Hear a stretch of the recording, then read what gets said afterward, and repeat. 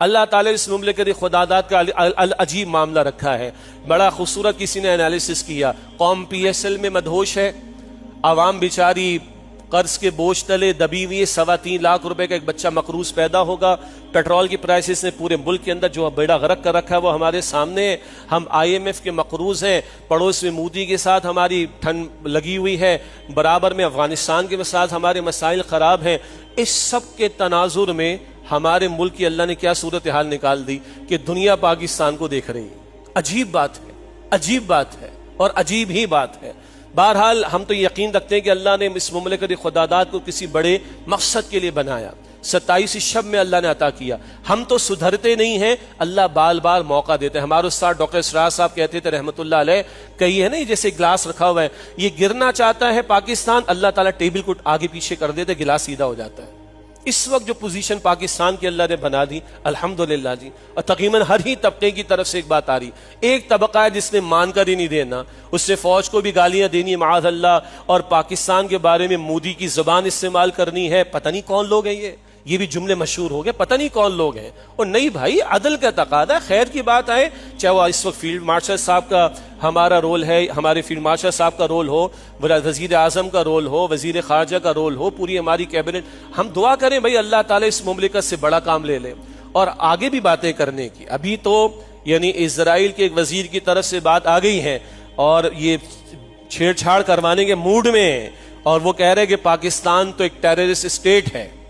ایک ہمارے وزیر دفاع کی طرف سے بھی ٹویٹ آیا، بتایا جا رہا ہے شاید وہ واپس لے لیا گیا، واللہ عالم. اس پر سخت بات اب اسرائیل کی طرف سے آ رہی ہیں کہ پاکستان تو ایک ٹیررسٹ اسٹیٹ ہے.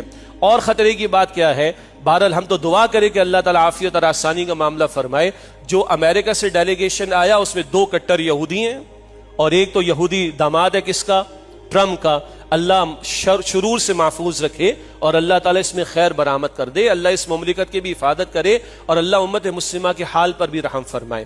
ہماری خواہش یہ ہوگی مذاکرات کسی نتیجے تک پہنچے اور یہ عارضی نہیں کہ مستقل جنگ بندی کا معاملہ ہو. ایک جو بڑا پرسپیکٹو ہے کہ ساری زمین پر اللہ کا دین غالب ہوگا، دجال آئے گا تو قتل ہوگا عیسیٰ علیہ السلام کے ہاتھوں، جناب مہدی بھی تشریف لائیں گے ان کی نصرت سے، یہ خراسان کے علاقے سے فوجوں نے جانا ہے. بھائی سادہ سی بات ہے، ابھی وہ ایمانی جذبات ہمارے اندر کوئی نہیں ہے. سیدھی سی بات ہے، اپنے ایمان کو ہم نے چیک کرنا ہے. فجر کی نماز میں چیک کر لیں، ظہر سے عشاء 4 ادا کرنے والے بھی فجر میں چیک کر لیں. کڑوی بات ہے بھائی، تو وہ اپنی جگہ ایک بہت بڑا سینیریو ہے، ہم تو اسی کے دائی ہیں. مگر سرے دس میں نے پچھلے جمعے میں غالباً لاہور میں کہا تھا، اگر یہ جنگ اور بڑھتی تو ایران سے پاکستان کی طرف آنی تھی، ہمارا بارڈر ڈسٹرب ہونا تھا.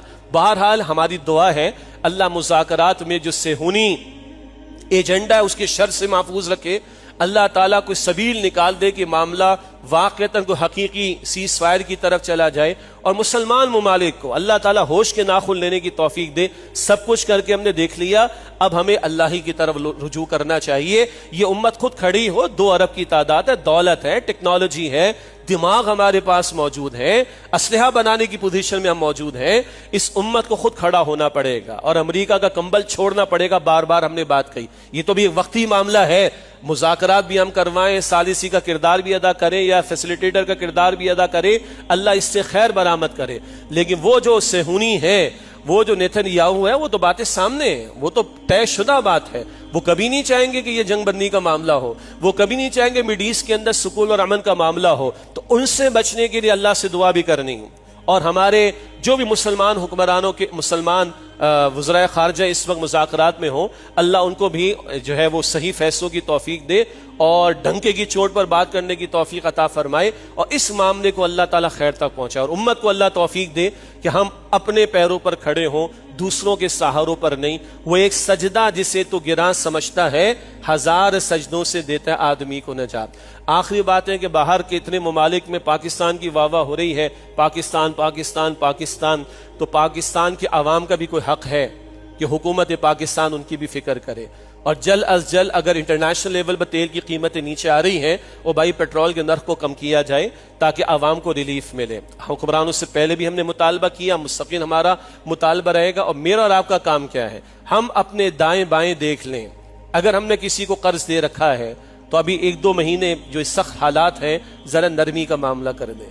ہمارے پیٹ بھرے ہوئے یا ضرورت سے زیادہ بھرے ہوئے ہیں تو اپنا تھوڑا کم کر کے جن پر مصیبت آئی ہوئی، جن کو کھانے کو نہیں مل رہا، جو آپ اور میں کر بلکہ پہلے میں اور آپ کر سکتے ہیں، ہم اپنے حصے کا کام کریں اور حکمرانوں سے بھی مطالبہ کریں کہ ملک میں انارکی نہ پھیلے، ملک کے اندر لوگوں کو ریلیف ملے گا، قوم ایک پیج پہ ہوگی تو ہم پوری دنیا میں آنکھوں میں آنکھیں ڈال کر بات کرنے کی پوزیشن میں آئیں گے۔ اللہ تعالی ہمارے حکمرانوں کو صحیح فیصلوں کی توفیق عطا فرمائے۔